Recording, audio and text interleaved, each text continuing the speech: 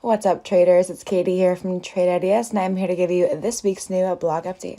If you're new to these videos, I give 2-minute recap or updates for our blogs posted on tradeIdeas.com for different ways millennials, Gen Z, and any other age can start trading. This week's blog, I wanted to discuss the common expression, let your winners run, or let your profits run. But what does it mean to let your winners run? Of course, we all want to win.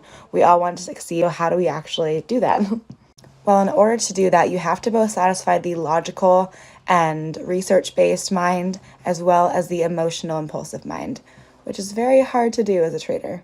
For instance, when a stock is doing really well, you want to make more money, and that greed overtakes your logic telling you to sell at the high. On the flip side, when you choose to sell too early due to fear, the logical mind would have had you stay a little bit longer to make back your profit, or at least break even. So how do we possibly satisfy these two colliding minds? Not sell too early, not sell too late, just let them run as much as they possibly can. The answer is to sell half. In our Brokerage Plus program, we offer a very visible, aesthetically pleasing sell half button.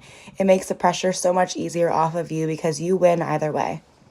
If the stock falls, you get to make some money and you get to move forward.